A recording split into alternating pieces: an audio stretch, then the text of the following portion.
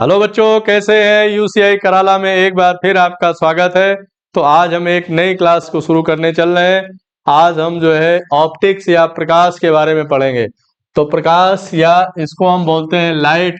तो विज्ञान की ऐसी शाखा जिसमें हम लाइट के बारे में पढ़ते हैं उसको हम ऑप्टिक्स या प्रकाश मिति कहते हैं। ठीक है। तो प्रकाश क्या है, लाइट क्या है, इसी को लाइट भी बोलते हैं, तो लाइट भी बोलते हैं या इसको प्रकाश बोलते हैं। लेकिन अगर इसकी ब्रांच को अगर पढ़ना हो तो उसे हम क्या बोलते हैं, ऑप्टिक्स बोलते हैं। ठीक है। जैसे जीवों के बारे में पढ़ने के लिए हम बायोलॉजी पढ़ते हैं, वैसे लाइट के बारे में पढ़ने के क्या बोलते हैं, ऑप्टिक्स या प्रकाश मिति कहते हैं। तो अब पहले सवाल ये उठता है कि प्रकाश क्या है। तो आप हेडिंग डालो, आप प्रकाश क्या है, light. What is light, what is light. तो लाइट जो है एक प्रकार की क्या होती है, एक प्रकार की ये एनर्जी है, ऊर्जा है, जो हमें देखने में मदद करती है। तो अगर हमें किसी वस्तु को देखना है तो उसके लिए हमें किसकी जरूरत पड़ती है, लाइट की जरूरत पड़ती है। तो light is a type of energy, एक प्रकार की ऊर्जा है। अब पहली बात। दूसरी बात यह है कि लाइट जो है, लाइट जो है हमेशा सीधी रेखा में चलती है। किसमें चलती है, सीधी रेखा में, स्ट्रेट लाइन चलते हैं, स्ट्रेट सीधी रेखा में चलते हैं। तो आपको पता कैसे चलेगा कि लाइट सीधी रेखा में चलती है, टेढ़ी मेढ़ी रेखा में चलती है। तो जैसे अगर आप कोई टॉर्च ले लीजिए, अगर आप दरवाजा खोल दीजिए और टॉर्च दिखाएंगे तो लाइट बाहर चली जाएगी, लेकिन अगर दरवाजा बंद कर देंगे तो लाइट बाहर नहीं जाएगी। इसका मतलब लाइट जो है किसी होल से इधर उधर नहीं जाएगी, घूम के नहीं जाती है लाइट, क्या जाती है, सीधा जाती है। तो इसीलिए इसको बोलते हैं कि ये स्ट्रेट लाइन में चलती है। किस में चलती है, स्ट्रेट चलती है, बिल्कुल सीधी रेखा में चलती है। पहली बात। दूसरी बात यह है कि एक प्रकार की एनर्जी है। तीसरी बात यह हो गई कि इसकी चाल जो है सबसे ज्यादा होती है।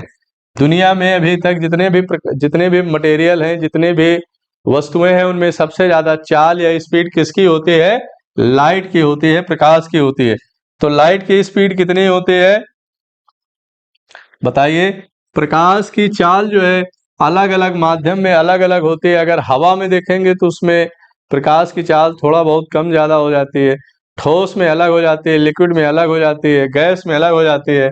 लेकिन वैक्यूम या निर्वात में वायु एयर सॉरी ये जो है प्रकाश की चाल 3 × 10⁸ मीटर पर सेकेंड होती है। बहुत इंपॉर्टेंट सवाल है कि लाइट की स्पीड कितनी होती है, 3 × 10⁸ मीटर पर सेकेंड, लगभग 3 लाख मीटर प्रति सेकेंड। एक मतलब एक 3 लाख मीटर जो है एक सेकंड में दूरी तय कर लेता है। ऐसा अभी कोई ऐसा वस्तु बना नहीं है जो प्रकाश की स्पीड से ज्यादा चले। तो सबसे ज्यादा फेमस कौन है, हमारा लाइट है। तो उसको बोलते हैं 3 × 10⁸ मीटर पर सेकेंड। लेकिन एक आपने सवाल सुना होगा, प्रकाश वर्ष, प्रकाश वर्ष या लाइट ईयर। तो ये अलग चीज है और ये अलग चीज है। इसको बोलते हैं लाइट ईयर्स। क्या बोलते हैं, लाइट ईयर्स या प्रकाश वर्ष। तो आप बता सकते हैं कि लाइट ईयर क्या होता है, प्रकाश वर्ष क्या होता है। जितने भी हमारे भूमंडलीय ग्रह जैसे सूर्य है, चंद्रमा है, तारे हैं, वो एक साल में जितनी दूरी तय करते हैं, जितनी दूरी तय करते हैं उसको हम बोलते हैं लाइट ईयर्स या प्रकाश। तो बड़े बड़े दूरी को तय करने के लिए हमें किलोमीटर का सहारा नहीं लेना पड़ता, हमें लाइट ईयर्स का सहारा लेना पड़ता है। तो इसलिए एक साल में चली गई कुल दूरी को क्या बोलते हैं, लाइट ईयर्स बोलते हैं या प्रकाश वर्ष बोलते हैं। तो ये अलग चीज है, ये अलग चीज है। ठीक है। तो ये बात हो गई हमारी इतनी। अगली बात करते हैं कि प्रकाश जो है हमेशा सीधी रेखा में चलता है। ये बात हो गई हमारी। ठीक है। तो ये प्रकाश जो है, प्रकाश का नेचर कितने प्रकार का होता है, तो नेचर ऑफ लाइट, तो प्रकाश का जो नेचर है या प्रकृति है वो 2 तरीके का होता है। इसका मतलब प्रकाश कभी लाइट के रूप में चलता है, लाइट नहीं मतलब वेव के फॉर्म में चलता है। वेव मतलब क्या होता है, तरंग, तो इसको बोलते हैं वेव नेचर बोलते हैं।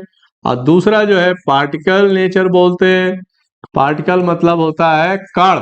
तो प्रकाश की दोहरी प्रकृति होती है, मतलब ये दोहरी प्रकृति बोलते हैं, प्रकृति दोहरे प्रकृति होती है। तो प्रकाश का नेचर कैसा होता है जरा बताना। मतलब प्रकाश कभी कणों के रूप में चलता है, प्रकाश कभी तरंग के रूप में चलता है। दो तरीके से इसमें गति होती है, particle nature and wave nature. तो वेव नेचर और पार्टिकल नेचर को किसने बताया, ये सवाल बहुत पूछा जाता है कि प्रकाश जब कण के रूप में चलता है तो इसको बोलते हैं कणिका सिद्धांत। कणिका सिद्धांत मतलब होता है पार्टिकल थ्योरी बोलते हैं इसको। तो इसको दिया किसने है, इसको दिया था न्यूटन ने। किसने दिया था, तो पार्टिकल नेचर का बताने वाले कौन है, न्यूटन है। तो न्यूटन ने बताया कि प्रकाश जो है छोटे छोटे कणों के रूप में चलता है और तरंग के रूप में चलता है प्रकाश। इसको किसने बताया, तो इसके साइंटिस्ट हैं हाइगेंस। तो हाइगेंस अलग है और न्यूटन अलग है। तो न्यूटन, आपने न्यूटन के गति के नियम भी पढ़ा होगा, लेकिन वो अलग है, ये नियम अलग है। तो कणिका का सिद्धांत या पार्टिकल नेचर या पार्टिकल थ्योरी किसने दिया, न्यूटन ने दिया। और वेव नेचर किसने दिया, हाइगेंस ने दिया।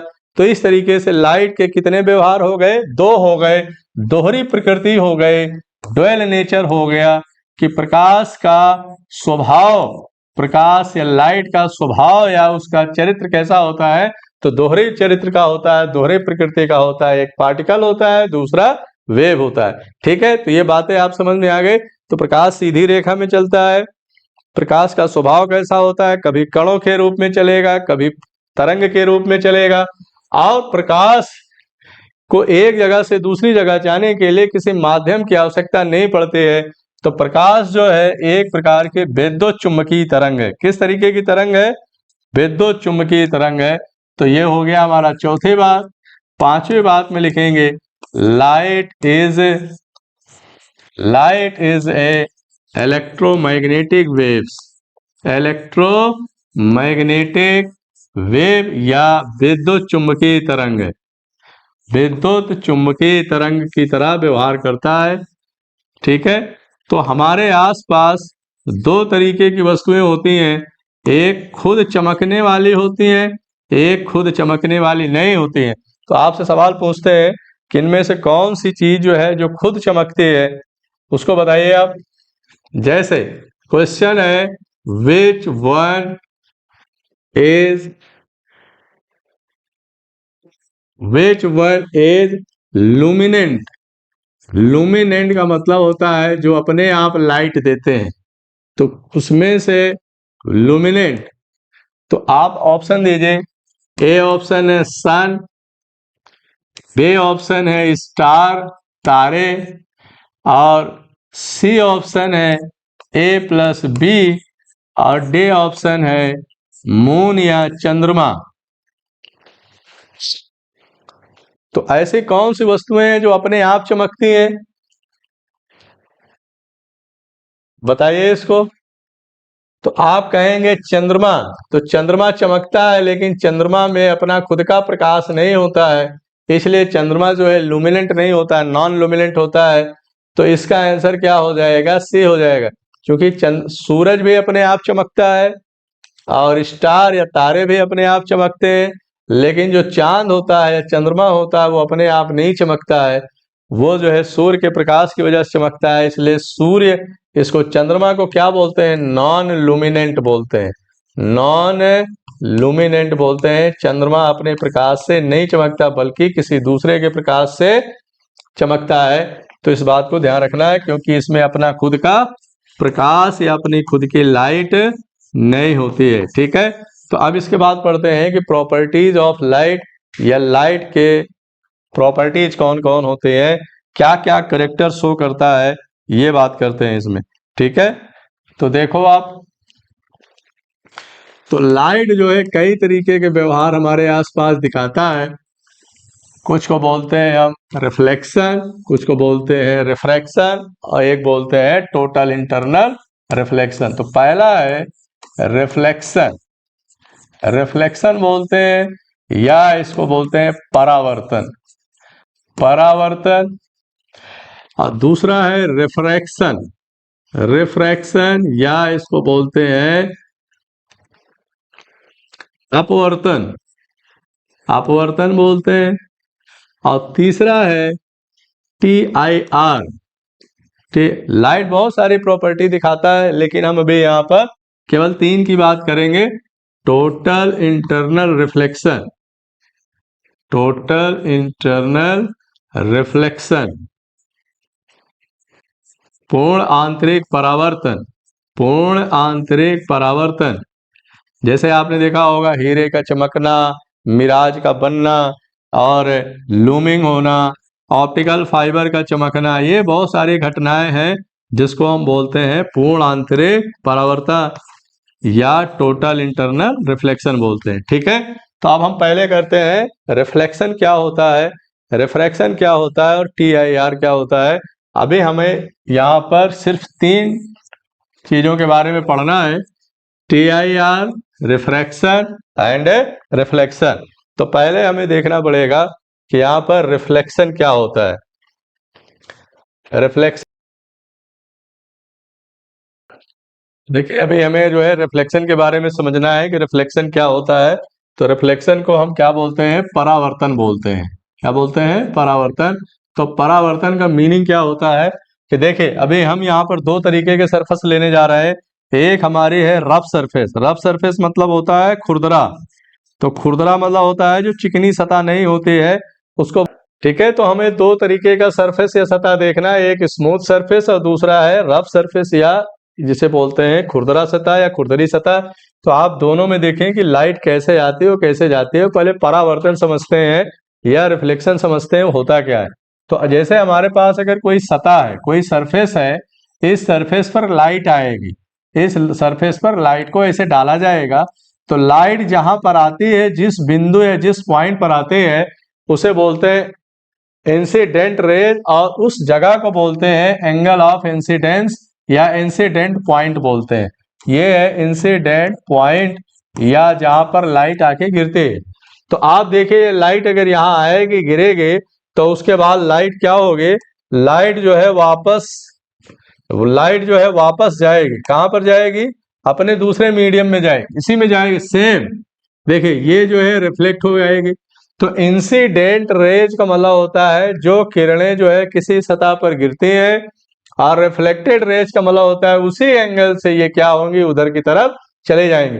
तो एक बात का ध्यान रखना है कि जितने एंगल पर, जितने डिग्री पर ये गिरता है, उतने ही डिग्री पर क्या होता है, ये वापस जो है रिफ्लेक्ट हो जाता है। जैसे अगर हम एक एग्जाम्पल के तौर पर देखें कि जैसे मान लो हमारी ये सतह है, अगर कोई लाइट यहाँ पर अगर ऐसे गिर रही है, लाइट अगर गिर रही है यहाँ पर, मान लीजिए ये 45 डिग्री पर गिर रही है, यहाँ पर 45 डिग्री पर अगर ये गिर रही है तो इसका रिफ्लेक्शन भी 45 डिग्री पर होता है। तो इसलिए रिफ्लेक्शन का रूल होता है कि angle of incident and angle of reflection is same. तो जो आपतित किरणें हैं, जो किरणें यहाँ पे गिरती हैं, रेडिएशन गिरती हैं और जो यहाँ से इधर वापस जाती हैं, उनके बीच जो बनने वाला एंगल होता है, कोण होता है, वो हमेशा क्या होता है, सेम होता है।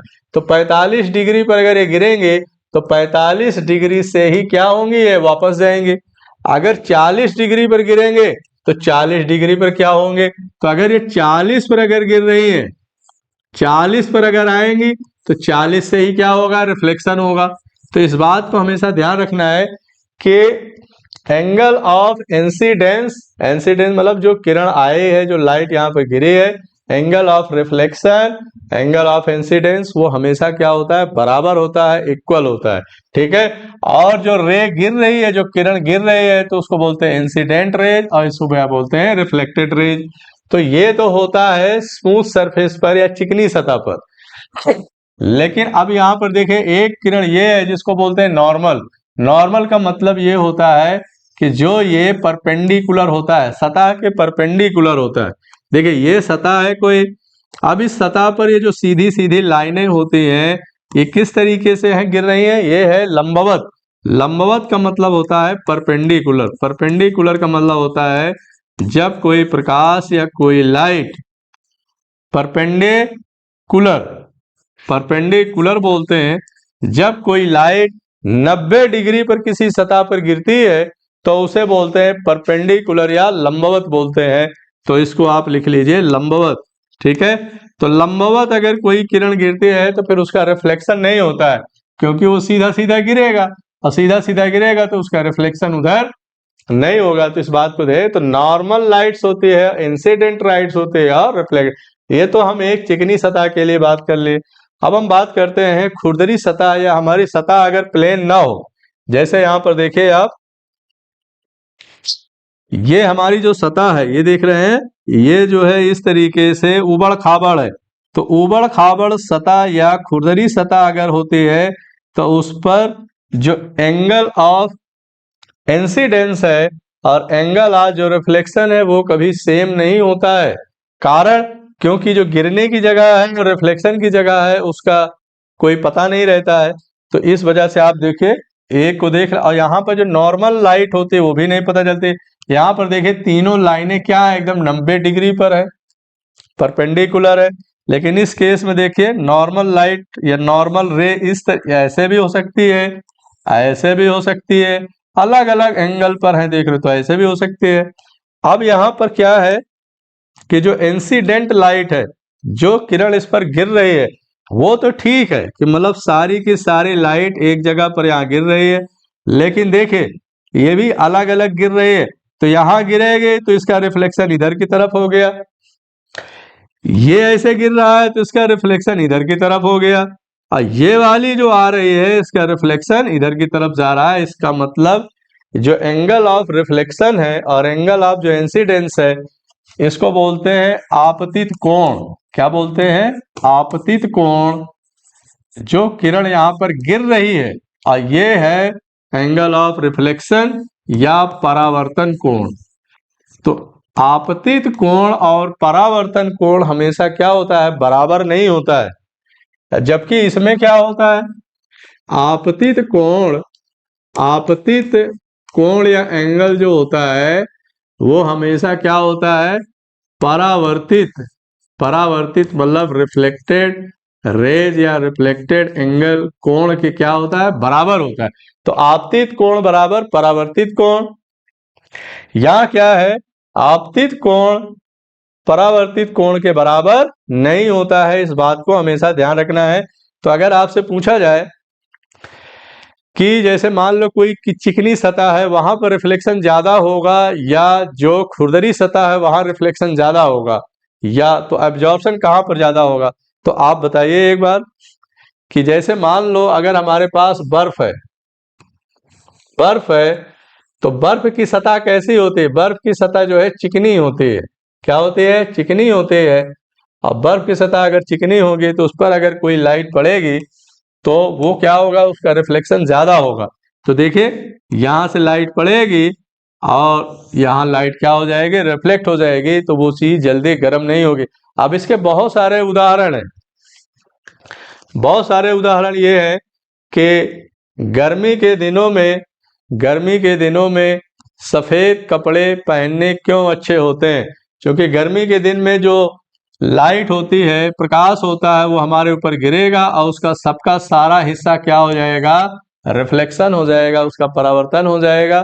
तो इसकी वजह से वो जो है सफेद कपड़े जो है अच्छे होते हैं, क्योंकि उससे हमें गर्मी नहीं आती है और लाइट हमारे नीचे की तरफ, अंदर की तरफ उसका एब्जॉर्प्शन कम होता है।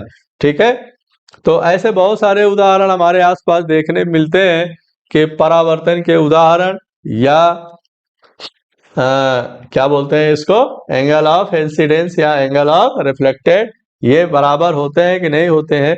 तो इस बात को हमें यहाँ पर देखना पड़ेगा। ठीक है, तो ये बात आपको समझ में आ गई होगी। तो एक दो एग्जांपल हम यहाँ पर और देख लेते हैं कि यहाँ पर देखिए इक्वल एंगल ऑफ रिफ्लेक्शन। तो angle of incidence, angle of incidence angle of जो है रिफ्लेक्शन के बराबर है। इक्वल एंगल ऑफ रिफ्लेक्शन, जितने एंगल पर ये गिर रहा है यहाँ पर, उतने ही एंगल पर क्या होता है? ये रिफ्लेक्ट होता है। ये नियम होता है परावर्तन का या रिफ्लेक्शन का नियम होता है। ठीक है, तो इस बात को हमें यहाँ पर ध्यान देना है। तो अब अगली बात आती है रिफ्रैक्शन की। रिफ्रैक्शन क्या चीज होती है? रिफ्रैक्शन को हम बोलते हैं अपवर्तन। अपवर्तन का मीनिंग क्या होता है इसको, या उससे उल्टा कैसे समझते हैं हम? तो एक बार देखें आप यहाँ पर, रिफ्लेक्शन में क्या होता है कि लाइट अगर यहाँ पर आएगी तो एक ही माध्यम में, एक ही मीडियम में लाइट आएगी और एक ही मीडियम में क्या हो जाएगी, वापस चली जाएगी। तो इसको बोलते हैं हम रिफ्लेक्शन। क्या बोलते हैं? रिफ्लेक्शन। रिफ्लेक्शन बोलते हैं। लेकिन जो रिफ्रैक्शन है ये उससे उल्टा होता है। तो रिफ्लेक्शन वर्सेस रिफ्रैक्शन, इनमें दूसरी बात होती है। तो इसमें एक ही माध्यम में लाइट आएगी और एक ही माध्यम में लाइट या मीडियम क्या हो जाएगी, वापस चली जाएगी। तो ऐसी घटना को हम रिफ्लेक्शन बोलते हैं। लेकिन रिफ्रैक्शन में अलग होता है। रिफ्रैक्शन में देखिए यहाँ पर बीच में एक पट्टी पड़ी हुई है, ये क्या है, मीडियम को अलग करता है। तो इसके ऊपर जो लाइट है वो क्या है, एयर है, और उसके नीचे क्या है, वाटर है। तो यहाँ दो तरीके के मीडियम होते हैं, एक एयर हो गया हमारा और दूसरा क्या है, पानी। तो अब आप ये बताइए, अगर पानी, हवा से पानी में अगर लाइट जाएगी तो क्या होगा? आपको क्या लगता है वो सीधे जाएगी? नहीं। देखिए अब यहाँ पर क्या है एक मैं आपको छोटा सा इधर डायग्राम बनाता हूं, देखो आप। जैसे मान लीजिए ये एयर है, ये हवा है, और ये क्या है, पानी है। तो अगर लाइट यहां से सीधे आ रही है हवा, अब अगर जैसे ही ये पानी में जाएगी, तो पानी क्या है, एक प्रकार का डेंसर मीडियम है। डेंसर मतलब सघन माध्यम है। और एयर क्या है, एक रेयर मीडियम है। एयर में जो गैस होगा, लाइट होगा, बहुत ज्यादा तेजी से चलेगा। लेकिन जैसे ही मीडियम चेंज हो जाएगा, उसका रास्ता चेंज हो जाएगा, यहाँ पर डेंसर मीडियम हो जाएगा। तो ये हमारा डेंसर मीडियम है, ये हमारा डेंसर है। और एयर क्या है, रेयर मीडियम है या विरल माध्यम है। तो जैसे ही लाइट जो है इधर से, एयर से जैसे ही प्रवेश करेगी दूसरे माध्यम में, उसका एक्चुअल रास्ता तो ये होना चाहिए। एक्चुअल रास्ता जो है, जो आप नियम के हिसाब से देख रहे हैं, वो ऐसा होना चाहिए। लेकिन ऐसा होता नहीं है, ऐसा होता नहीं है। अपने रास्ते से थोड़ा सा क्या हो जाएगा, अपने रास्ते से थोड़ा सा उसका भटकाव हो जाएगा। भटकाव हो जाएगा तो देखिए आप कैसे हो जाएगा, ये लाइट जो है क्या हो जाएगी, ऐसे चली जाएगी, ऐसे चली जाएगी। ठीक है। और फिर उसके बाद क्या होगी, फिर वो इधर की तरफ ऐसे जाएगी। तो अपने रास्ते से थोड़ा सा जो भटकाव होता है वो क्या कहलाता है, रिफ्रेक्टेड लाइट कही जाती है। अब इसको यहाँ आप देखिए, ये नॉर्मल आइज है। Light rays seem to come from the image. अब यहां पर देखो आप, light rays from the pencil are refracted away from normal in air. Normal in air, तो ये जैसे पेंसिल है। अब पेंसिल को अगर आप जो है यहाँ पर पानी में डुबो दोगे, तो पेंसिल को देखने पर पेंसिल की जो लोकेशन है वो कहीं और होगी और दिखाई कहीं और होगी। तो आप देखिए, जैसे अगर आप मछली पकड़ने जाते हैं, मछली पकड़ने वाला अगर पानी बाहर से अगर कोई उस पर भाला या कोई जो है अपना हथियार अगर मछली मारने के लिए इस्तेमाल करेगा, तो क्या समझते हैं आप, मछली को कहां पर मारेगा? उसके सिर पर मारेगा, या सिर से थोड़ा आगे मारेगा, या सिर से पीछे मारेगा, या सिर पर ही मारेगा? आप थोड़ा एक बार सोच के बताओ कि ये जो है कहां पर मारेगा। तो इससे आपको ये घटना पता चल जाएगी कि जो है रिफ्रैक्शन क्या होता है। ठीक है। तो आप एक बार सोच के बताओ, फिर मैं आपको बताता हूं इसमें। तो देखो इधर, जैसे मान लो ये मछली है। अभी मैं आपको एक एग्जांपल और दिखा। जैसे मान लो ये मछली है, ये मछली है, मछली का सिर है यहाँ पर, और यहाँ पर कोई आदमी खड़ा हुआ है। अब आदमी के हाथ में कोई जो है हथियार है। अगर वो यहाँ मारेगा, इसके सिर पर मारेगा, तो ये एक्चुअल यहाँ पर है ही नहीं है मछली। मछली जो है इससे थोड़ा सा पीछे हो सकती है, थोड़ा सा आगे, इससे थोड़ा पीछे है। तो अगर उसके वो सिर पर मारेगा, तो मछली एक्चुअल में यहाँ पर है, मछली एक्चुअल यहाँ पर है। अगर वो सिर पर मारेगा तो ये भाला यहाँ चला जाएगा, मछली को लगेगा ही नहीं। इसलिए उसको जो है मछली के सिर के थोड़ा पीछे मारना पड़ेगा, और जब पीछे मारोगे तब जाके उसके सिर पर लगेगा। तो ये कौन सी घटना हो गई? ये आपको घटना हो गई रिफ्रैक्शन की, क्योंकि जैसे आप बाहर से अंदर की तरफ देखोगे, बाहर हवा से पानी में देखोगे, तो वो जो एक्चुअल पर जहां होती है वहां होती नहीं है, उसके पीछे होती है। तो अगर आप जहां सिर है उसका अगर वहां मारोगे तो वहां आपको सिर लगेगा ही नहीं, उसके पीछे लगेगा, तो उसको कभी मार ही नहीं पाओगे। जैसे जैसे अगर आप कभी नदी में गए होंगे साफ पानी में, तो जैसे अगर आप खड़े होते हैं तो अगर आपको पानी अगर वहां सतह है तो सतह लगेगी कि जो है बहुत पास में है, लेकिन सतह बहुत गहरा होता है। या वहां पर कोई सिक्का ले लीजिए, जैसे कोई बाल्टी ले लीजिए, आप ऐसे बाल्टी में अगर कोई आपने कॉइन डाल दिया, कोई सिक्का डाल दिया अगर ऐसे, तो अगर आप यहाँ हवा से, एयर से अगर आप यहाँ पर देख रहे हैं तो हवा क्या होगा, वो सिक्का जो है थोड़ा उठा हुआ दिखाई पड़ता है। इसका मतलब जो उसकी एक्चुअल गहराई है और उसकी जो आभासी गहराई है, मतलब जो आपको आभास हो रहा है, लगेगा कि सिक्का बहुत ऊपर है, आपको लगेगा कि सिक्का जो है बहुत ऊपर है, लेकिन सिक्का एक्चुअली में कहाँ होता है? नीचे होता है। तो इस वजह से इसका कारण ये है कि आपका जो लाइट है यहाँ से यहाँ आ जाती है, और जबकि वो रियल में कहाँ है? यहाँ पर है। तो इस वजह से इसकी घटना कौन सा है? रिफ्रैक्शन है। तो ऐसे बहुत सारे उदाहरण है हमारे आसपास जो रिफ्रैक्शन के उदाहरण है। तो उसमें पहला उदाहरण है, जब हम किसी तालाब में जाते हैं तो तालाब की जो वास्तविक गहराई है और तालाब की जो आभासी गहराई है, जो हमें आभास हो रहा है, उसमें फर्क होता है। तो अगर ऐसा है तो किसके कारण है? रिफ्रैक्शन के कारण है। तो पहला उदाहरण, पहला एग्जाम्पल, तालाब की गहराई, तालाब की गहराई जो होती है वो हमें कम महसूस पड़ती है। दूसरा है सिक्का, सिक्का या कॉइन, कॉइन या सिक्का, ये अगर पानी में रखा हुआ है तो इसकी जो एक्चुअल गहराई है, वास्तविक गहराई है, और जो आभासी गहराई है, जो हमें ऊपर नीचे दिखाई पड़ता है, वो किसकी वजह से होता है? वो भी है रिफ्रैक्शन। ठीक है। अब अगर कोई पेंसिल ले लीजिए, पेंसिल को पानी में डुबो दीजिए, तो पानी में डुबोने के बाद जो है पेंसिल जो है उसकी गहराई जो है कम महसूस होगी। तो वो भी किसका उदाहरण है? पेंसिल। पेंसिल ले लीजिए या और कोई भी वस्तु ले लीजिए, तो उसको हमें कम गहरा महसूस होता है, वो किसका कारण है? वो भी जो है किसका है? रिफ्रैक्शन। तो रिफ्रैक्शन के बहुत सारे ऐसे उदाहरण है जो हमें आपको समझ में आ गए हो। किसी भी सुई को अगर पानी में डाल दीजिए तो सुई जो है आपको बहुत ऊपर उठी हुई दिखाई पड़ेगी, लगेगी सुई यहीं पर है। तो ये भी किसका उदाहरण है? ये भी किसका है?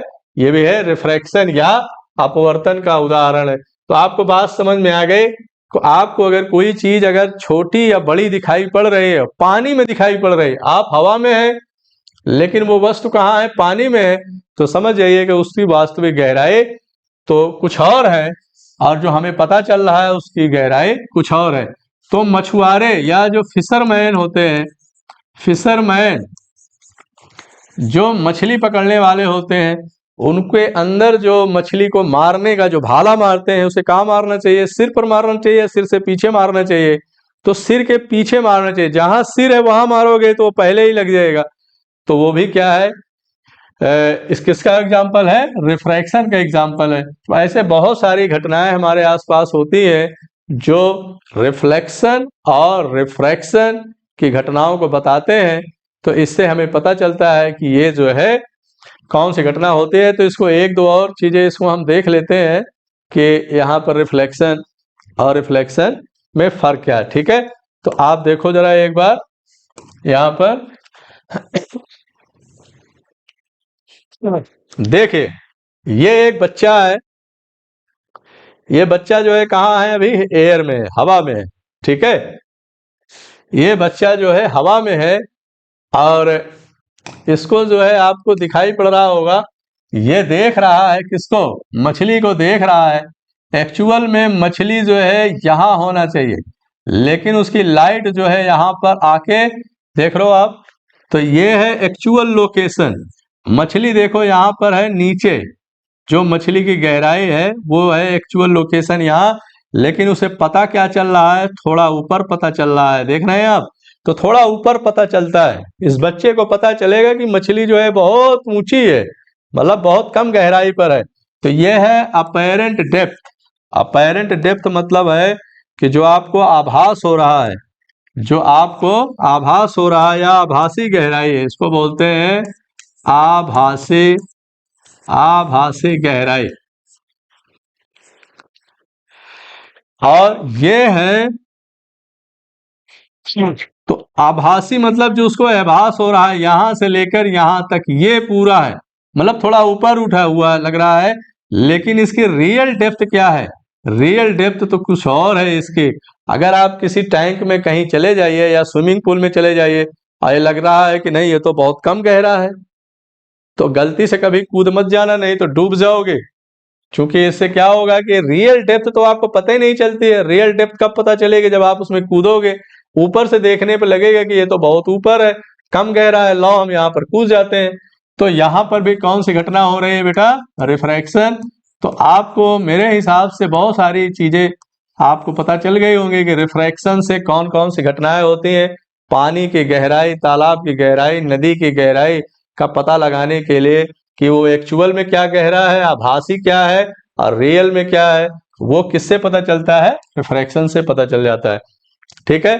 तो मछली अगर आपको मारना है तो कहाँ मारोगे, यहाँ मारोगे या यहाँ मारोगे। तो हम मछली को अगर यहाँ से मारना चाहेंगे तो इसके थोड़ा सा आगे मारेंगे, क्योंकि मछली क्या है, थोड़ा सा पीछे है। ये बात हमारी हो चुकी है। तो इस तरीके के घटनाओं को अगर हम शामिल करते हैं तो उसे क्या बोलते हैं, रिफ्रैक्शन बोलते हैं। ठीक है बेटा। तो नेक्स्ट देखते हैं हम example of total internal reflection, इसको बोलते हैं पूर्ण आंतरिक परावर्तन। तो ये क्या चीज होती है, इसको ध्यान से देखने की जरूरत है। तो आंतरिक परावर्तन क्या होता है, अभी हमने देखा परावर्तन या रिफ्लेक्शन। तो रिफ्लेक्शन में घटना होती है कि लाइट जो है किसी माध्यम में आती है और लाइट आने के बाद क्या हो जाती है, उसी में वापस चली जाती है। तो ये होता है नॉर्मल, ये क्या होता है, नॉर्मल होता है, नॉर्मल पोजीशन होती है।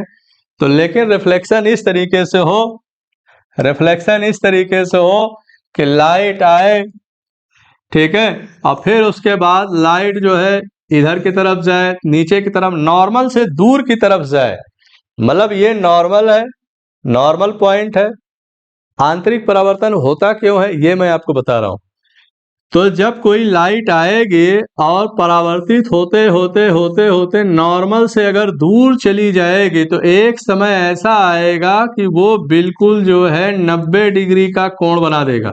मतलब यहां से आएगा और लाइट ऐसे रिफ्लेक्ट होगी दूसरे माध्यम में जाने से पहले, मतलब दूसरे माध्यम में नहीं जाएगा। तो यहाँ पर ये वाला जो एंगल बनता है उसे बोलते हैं क्रिटिकल एंगल बोलते हैं। क्या बोलते हैं, क्रिटिकल एंगल या क्रांतिक कोण बनते हैं। तो जब कोई घटना ऐसी हो जिसमें रिफ्लेक्टेड एंगल क्रांतिक कोण से ज्यादा हो जाए या 90 डिग्री पर आ जाए, जैसे ये आए लाइट और ये इधर से रिफ्लेक्ट हो, इधर से ना जा करके, तो उसे बोलते हैं क्रिटिकल एंगल। और इस तरीके की घटनाएं जो होती हैं वो हमारे आसपास देखने को मिलती है। तो आपको इसमें कुछ नहीं याद रखना, सिर्फ एग्जाम्पल याद रखना है कि टोटल इंटरनल रिफ्लेक्शन कहाँ कहाँ होता है, कैसे होता है। तो पहला हमारा एग्जाम्पल है ऑप्टिकल फाइबर। क्या है, ऑप्टिकल फाइबर, इसको बोलते हैं प्रकाश तंतु। तो ये जो कम्युनिकेशन या टेलीफोन के तार होते हैं बहुत पतले होते हैं, बहुत बारीक होते हैं, लेकिन अंदर से खोखले होते हैं। तो उसके अंदर जब लाइट को भेजा जाता है या कोई भी मैसेज भेजा जाता है तो बिना किसी रुकावट के वो जो है बहुत तेजी से एक जगह से दूसरी जगह पर ट्रांसमिट हो जाते हैं, वो एक जगह दूसरी जगह चले जाते हैं। तो ये किसके कारण होता है, इंटरनल रिफ्लेक्शन, या इसको बोलते हैं पूर्ण पूर्ण आंतरिक परावर्तन। क्या बोलते हैं, पूर्ण आंतरिक परावर्तन। ठीक है। तो प्रकाश तंतु या ऑप्टिकल फाइबर बोलते हैं इसको, ध्यान से देखिए। ये है फाइबर का बाहरी सिरा, जो रेशा है, जो ट्यूब है, खोखला होता है इस तरीके का, और ये इस तरीके का है। यहाँ पर देखिए यहाँ पर लाइट आएगी, जैसे ही लाइट अंदर जाएगी यहाँ से टकरा करके इसकी दीवार पर टकराएगी, ऐसे ऐसे, तो इस तरीके से ये सीधा ना जाकर के ऐसे टकराते हुए, और फिर ये वैक्यूम में होता है। ऐसे ज्यादा कहाँ होता है, ये वैक्यूम में होता है, मतलब यहाँ एयर नहीं होती है।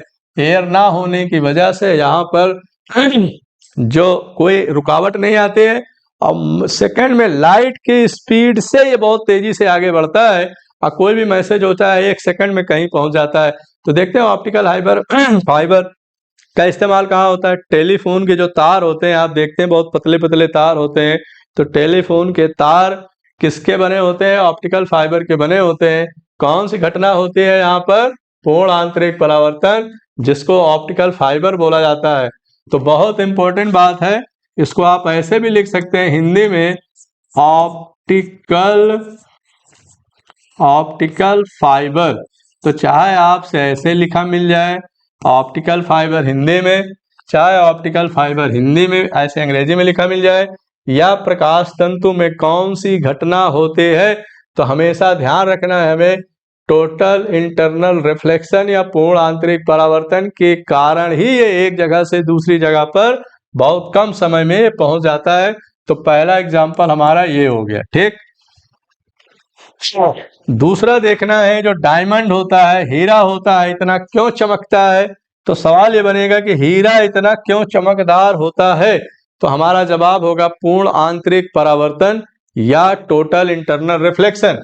देखिए यहाँ पर, जैसे मान लो बाहर से कोई लाइट आएगी, बाहर से कोई लाइट अगर अंदर आएगी हीरे के अंदर, तो ये आएगी यहाँ पर, और उसके बाद ये क्या होगा, यहाँ जाएगा, फिर टकराएगा, टकराने के बाद यहाँ टकराएगा, तब जाके ये बाहर आएगा, तब ये बाहर आएगा। जो बाहर आएगा तो वही ग्लेरिंग या चमक के रूप में हमको दिखाई पड़ेगा। तो यहाँ पर ये जो एंगल बन रहा है, यहाँ पर जो एंगल ये बन रहा है, यही है क्रिटिकल एंगल। इसका मतलब है कि देखिए यहाँ से मुड़ के आया, यहाँ से अगर आना चाहिए तो ये ऐसे जाता, ऐसे जाने के बाद ठीक ऐसे चला जाता, लेकिन ऐसे नहीं जाता, ये ऐसे आता, फिर ऐसे आता, फिर घूम करके ऐसे गया, फिर ऐसे गया। तो इसी एंगल को क्या बोलते हैं, क्रिटिकल एंगल। और यहाँ घटना कौन सी हो रही है, ये अंदर है सॉलिड, ये अंदर है सॉलिड, और बाहर क्या है, एयर है। तो मीडियम यहाँ पर क्या हो गया, चेंज हो गया। तो टोटल इंटरनल रिफ्लेक्शन के कारण हमारा हीरा इतना चमकता है। तो दूसरी घटना हो गई, तो हीरे में इतनी चमक, कोई किसी भी तरीके से सवाल पूछ सकता है कि हीरे में इतनी चमक क्यों होती है। सवाल है, जवाब में 3-4 परावर्तन, अपवर्तन, पूर्ण आंतरिक परिवर्तन या विवर्तन, ऐसे 3-4 ऑप्शन देगा। तो हमें जवाब क्या देना है, क्रिटिकल एंगल से ज्यादा होता है, और यहाँ पर टोटल इंटरनल रिफ्लेक्शन होता है, ठीक है। तो दूसरी घटना ये हो गई। तीसरी है, आप कभी जैसे रेगिस्तान वाले एरिया में जाइए, तो या यहीं पर अगर कहीं कोई गर्म सतह वाली चीज देखते हैं, गर्मी के दिनों में दोपहर के समय में टेम्परेचर बहुत ज्यादा होता है, धूप गिरेगी, एयर आएगी, ऐसे गिरेगी, और फिर वो तुरंत क्या हो जाती है, रिफ्लेक्ट हो जाती है। तो हमको लगता है कि वहां पर पानी है। तो पानी जो हमें दिखाई पड़ता है, पानी दिखाई पड़ता है, उसी को क्या बोलते हैं, मिराज बोलते हैं, या इसको बोलते हैं मृग मरीचिका, मृग मरीचिका बोलते हैं। तो मृग मरीचिका क्यों बोलते हैं, क्योंकि मृग होता है, उसको लगता है कि आगे पानी है, फिर आगे भाग के जाता है, उसे लगता है पानी है, फिर आगे भाग के जाता है, उसे लगता है पानी है। तो उसको कंफ्यूजन पैदा हो जाता है, और उसको पानी नहीं दिखाई पड़ता है। तो पानी नहीं दिखाई पड़ता है, इसीलिए उसको बोलते हैं मृग मरीचिका या मिराज बोलते हैं। तो ये भी किस कारण होता है, ये भी पूर्ण आंतरिक परावर्तन के कारण हो गया। तो यहाँ पर देखिए, ठंडी हवा है, ठंडी हवा पेड़ से इसके पास आएगी तो आपको दिखाई पड़ेगी, लेकिन यहाँ पर गर्म हवा है, रेयर मीडियम हो जाएगा, और ये सरफेस आपका हॉट है, तो ये जो है आपको उल्टा दिखाई पड़ने लगेगा, और वहां पर चमक दिखाई पड़ेगी। तो उसी चमक को क्या बोलते हैं, मृग मरीचिका। तो आप एक बार फिर से बताइए, कितने एग्जाम्पल हमने देख लिए टोटल इंटरनल रिफ्लेक्शन के। एक तो हीरे का चमकना, दूसरा हो गया ऑप्टिकल फाइबर या प्रकाश तंतु, तीसरा हो गया मिराज या मृग मरीचिका। ये एग्जाम्पल किसके हो गए, किसके हो गए, ये टोटल इंटरनल रिफ्लेक्शन हो गया, ठीक है। और आगे देखते हैं, आगे जैसे आपने समुद्र में देखा होगा कभी कि जहाज जो है उल्टा चलता है, जहाज उल्टा आपको दिखाई पड़ रहा है तो वहां भूत भी आपको दिखाई पड़ता है। तो लेकिन ऐसा होता नहीं है। अगर अगर ये गर्म जगह पे हो रहा है, हॉट है, गर्म जगह पर हो रहा है, तो उसको हम बोलते हैं मिराज। क्या बोलते हैं? मिराज या मृग मरीचिका बोलते हैं।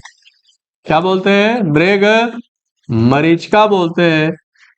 लेकिन अगर यही ठंडी जगह में हो जाए, ठंडी जगह में हो जाए, तो ठंडी जगह में और पानी में हो जाए, ठंडा हो और पानी में हो, तो उसको बोलते हैं लूमिंग। क्या बोलते हैं?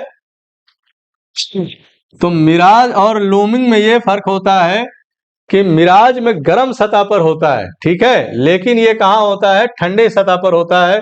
उसको हर चीज उल्टा दिखाई पड़ता है। देखिए, ये आदमी है और आदमी जो देख रहा है वो क्या है? डेंसर मीडियम में है, मतलब लाइट यहां से डेंसर मीडियम से इसकी आंख में आएगा, ठीक है। फिर उसके बाद जो है ये फिर जो है रेयर मीडियम में, रेयर मीडियम कहाँ है? एयर है। तो एयर में अगर आप देखेंगे तो वही घर जो यहाँ पर सीधा दिखाई पड़ रहा, वही घर क्या होगा? उल्टा दिखाई पड़ने लगेगा। अगर कोई शिप है, अगर शिप जो है ना उसपे उल्टा दिखाई पड़ने लगेगा। तो ये ऐसा कब होता है? जब बहुत ठंडी हवा, ठंडी ठंडा एनवायरमेंट होता है। और ये घटना कहाँ होता है? पानी में होता है। कहाँ होता है? पानी में होता है। ये कहाँ होता है? हवा में होता है। तो इसलिए ये दोनों भी घटनाएं किसके उदाहरण है? ये भी किसके उदाहरण है? Total internal reflection. तो लूमिंग किसका एग्जाम्पल है? टोटल इंटरनल रिफ्लेक्शन का। मिराज या मृग मरीचिका किसका उदाहरण है? वो भी किसका है? टोटल इंटरनल रिफ्लेक्शन का। तो 4-5 एग्जाम्पल हो गए, इससे बाहर कुछ नहीं आता है। इसको आपको ध्यान रखना है, ठीक है। तो ये हमारे हो गए टोटल इंटरनल रिफ्लेक्शन के। इसमें सबसे पूछा जाता है। देखिए, हम लोग अब इसके बाद पढ़ेंगे कलर या रंग की बात करेंगे। रंग में जो है, जैसे हम विबग्योर पढ़ते हैं, विबग्योर में 7 कलर होते हैं। विबग्योर में कितने कलर होते हैं? 7 कलर होते हैं। इसकी पूरी चर्चा हम लोग इसी में करेंगे। लेकिन इसको पढ़ने से पहले हमें ये समझना पड़ेगा कि कलर कितने टाइप्स के होते हैं। एक प्राइमरी कलर होता है, सेकेंडरी कलर होता है, और एक कॉम्प्लीमेंट्री कलर होता है। कॉम्प्लीमेंट्री कलर को हम पूरक रंग बोलते हैं। क्या बोलते हैं? पूरक रंग बोलते हैं, जो दो रंगों के मिलाने से बनता है। तो ये भी सेकेंडरी कलर, प्राइमरी कलर। तो प्राइमरी कलर क्या है? ऐसे रंग जो विबग्योर में होते हैं लेकिन वो किसी के मिलने से नहीं बनते हैं, वो नेचुरल कलर होते हैं, जिसमें लाल, लाल रंग और हरा रंग और नीला रंग। तो ये 3 रंग को, 3 कलर को हम क्या बोलते हैं? प्राइमरी कलर या प्राथमिक रंग बोलते हैं। सेकेंडरी कलर में जैसे आता है बैगनी, पीला तथा नारंगी, ये जो है सेकेंडरी कलर में आते हैं। तो प्राइमरी कलर पूछता है कि which of the following is a primary colour, इसमें से कौन है जो प्राथमिक कलर होता है? तो 3 रंग है, लाल, हरा, नीला। और इसमें क्या है? बैगनी। ऐसे भी कह सकते हो आप इसे, ऐसे भी आप कह सकते हो इसे। अगर आपको ऐसे याद रखना है तो बैगनी, नारंगी और इसको बोल दीजिए पीला। तो एक आपका निमोनिक बन जाएगा। लाल, हरा, नीला प्राइमरी कलर होता है, बैगनी, नारंगी, पीला सेकेंडरी कलर होता है, ठीक है। और जो कॉम्प्लीमेंट्री कलर होता है, दो रंगों के मिलाने से श्वेत रंग मिलता है या पूरक कलर मिलता है। तो व्हाइट कलर कैसा कलर है? एक कॉम्प्लीमेंट्री कलर है। जैसे नीला और पीला मिला दोगे तो क्या बन जाएगा? श्वेत बन जाएगा या व्हाइट कलर मिल जाएगा, ठीक है। तो ये बात हमें समझना है। तो रंग कितने टाइप के होते हैं? 3 टाइप के होते हैं, primary colour, secondary colour and complementary colour. उसके बाद हम आ जाते हैं सीधा विबग्योर पर, ठीक है। तो आप इसे समझो, विबग्योर होता क्या है? तो हमारे आसपास जितने भी कलर होते हैं जो हमको दिखाई पड़ते हैं, वो सब विबग्योर में आते हैं। विबग्योर में इसको बोलते हैं वायलेट कलर, वायलेट बोलते हैं। आई को बोलते हैं इंडिगो, इंडिगो बोलते हैं। बी हमारा ब्लू कलर है, नीला। और जी से क्या हो जाएगा? ग्रीन हो जाएगा, हरा। और वाई से क्या हो जाएगा? वाई से हो जाएगा येलो या पीला हो जाएगा। और ओ से क्या हो जाएगा, ऑरेंज हो जाएगा या नारंगी। इसको क्या बोलते हैं, नारंगी बोलते हैं। ठीक है, और आर से क्या होता है, रेड होता है। अब जैसे मैं आपसे एक सवाल पूछता हूं कि लाल रंग के खतरे के निशान क्यों बनाए जाते हैं, या खतरे का निशान या खतरे का झंडा लाल रंग का होता है, तो क्यों होता है, तो इसके पीछे बहुत सारे कारण हैं, इसको हम इसी में पढ़ेंगे। खतरे का निशान लाल रंग का क्यों होता है, तो लाल रंग की जो तरंग दैर्ध्य होते हैं वो हमने पढ़ा है किसमें, तरंग वाले या वेव वाले चैप्टर में, तो आप उसे वहां पर देख सकते हैं कि वेव का नेचर कैसा होता है। तो लाल रंग का कलर या लाल रंग के झंडे क्यों बनाए जाते हैं, लाल रंग का खतरे का सिग्नल क्यों बनाया जाता है, क्योंकि उसकी वेव लेंथ क्या होती है, वेव लेंथ ज्यादा होती है। तो वेव लेंथ ज्यादा होती है और उसका स्कैटरिंग स्कैटरिंग या प्रकीर्णन कम होता है।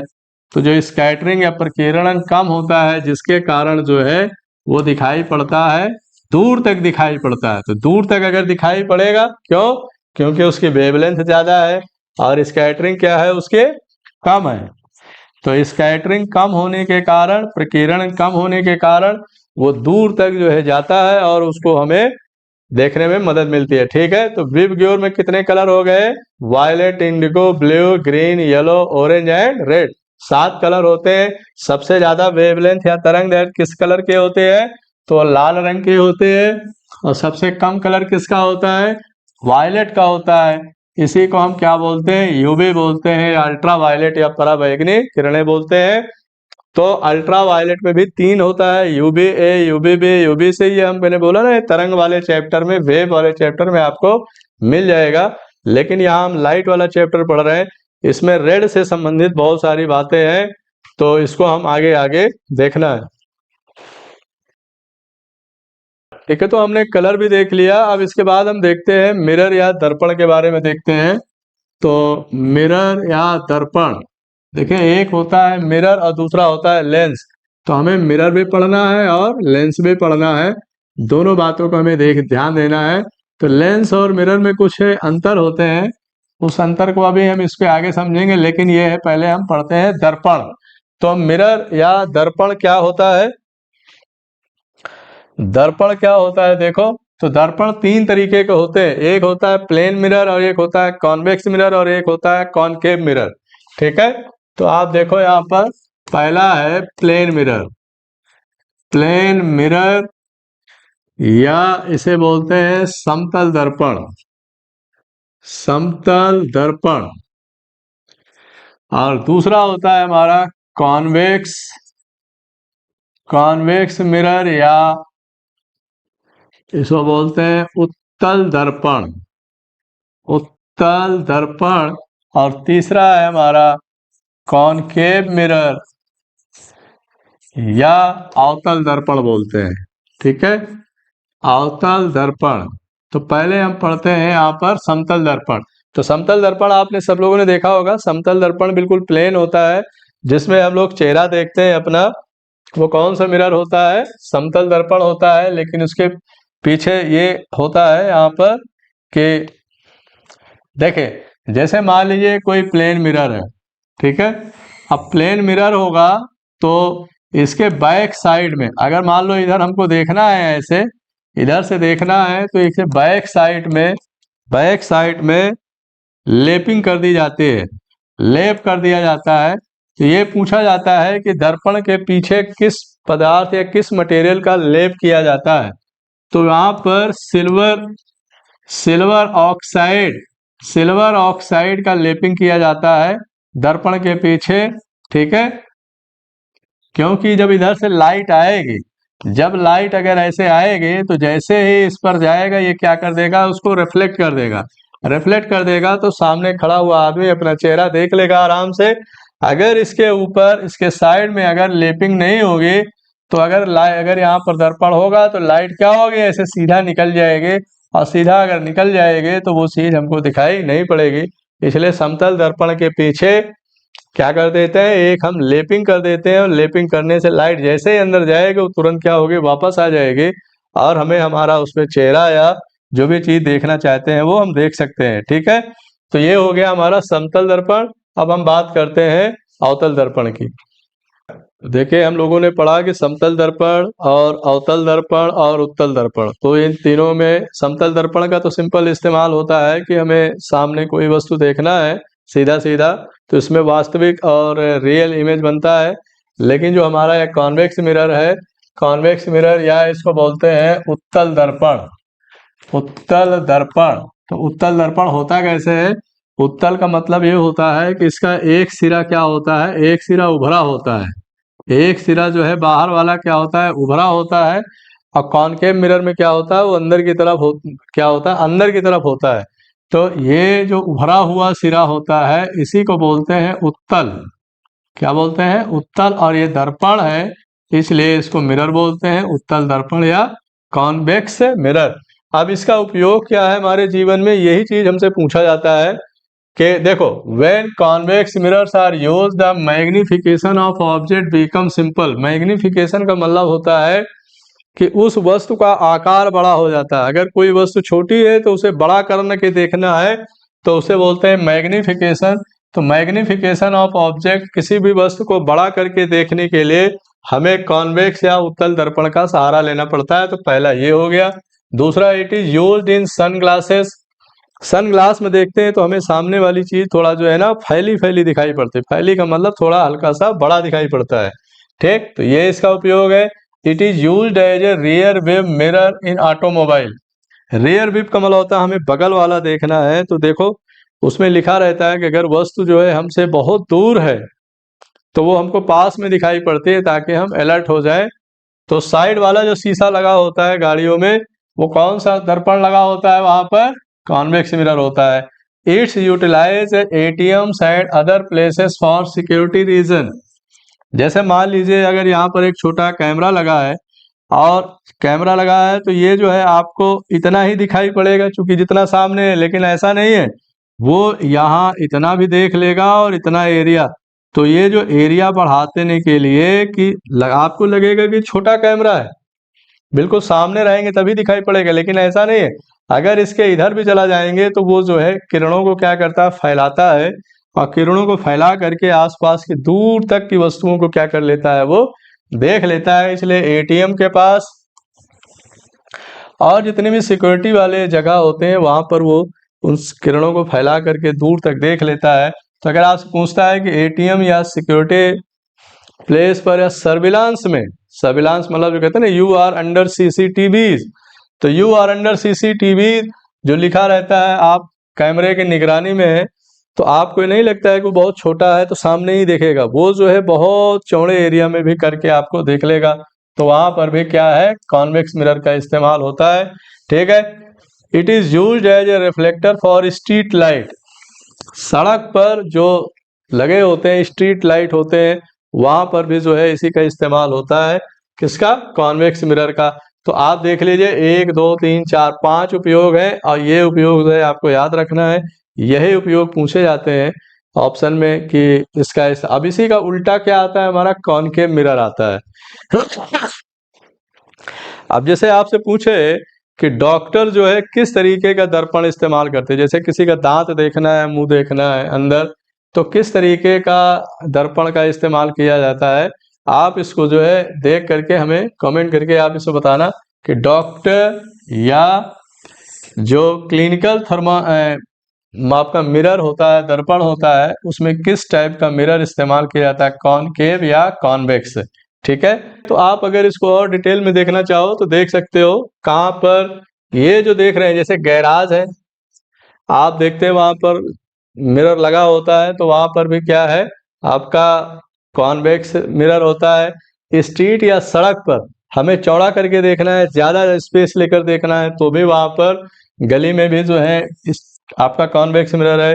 इंडोर अगर अंदर आपको देखना है, शॉपिंग में जो है आपको छोटा कैमरा होता है, हमें ज्यादा बड़ा करके देखना होता है, जूम करके देखना होता है, तो वहां पर भी जो है आपको कॉन्वेक्स मिरर का इस्तेमाल होता है। ड्राइव वेज आप जब करते हैं तो दूर तक गाड़ी आ रही है कि नहीं आ रही है, सड़क पर कोई बाधा तो नहीं है, तो वहां पर भी हम कॉन्वेक्स मिरर का इस्तेमाल करते हैं। पार्किंग लॉट्स, देखो पार्किंग हमें जो है ना, अगर कोई कंट्रोल रूम में बैठा होगा तो दूर तक देख लेगा कि गाड़ी स्पेस है अंदर कि नहीं है। अगर स्पेस नहीं होगा तो बता देगा भाई पार्किंग में जगह नहीं है। तो पार्किंग में, गैराज में, स्ट्रीट में, इंडोर्स में, शॉप, दुकान में, या ड्राइव वे जो आप गाड़ी चलाने जा रहे हैं रोड पर या सड़क पर, इन सारी जगहों पर कॉन्वेक्स मिरर का इस्तेमाल किया जाता है। अगर आप इस इमेज देख लेंगे तो आपसे जब भी कोई सवाल आएगा तो आपके दिमाग में वो चीज़ क्या होगी, बैठ जाएगी। तो अब हम आखिरी में यही करेंगे। इसमें अभी हमें क्या पढ़ना है, कॉनकेव मिरर पढ़ना है, और फिर लेंस हमारे पड़े हुए हैं, कॉनकेव लेंस और कॉन्वेक्स लेंस, और इससे बनने वाले इमेज कि ये इमेज कहाँ कहाँ बनता है, कि अगर फोकस पर है या सेंटर पर है तो इमेज कहाँ बनेगा। ये सारी चीज़ों की चर्चा हम लोग नेक्स्ट क्लास में करेंगे। तब तक आप लोग इसको देखिए, और जो भी आपको इसमें समझ में ना आए उसको कमेंट बॉक्स में आप हमें लिख के भेजिए, और हम लोग उसको आगे फिर उसका आगे सोल्यूशन आपको देंगे। Thank you.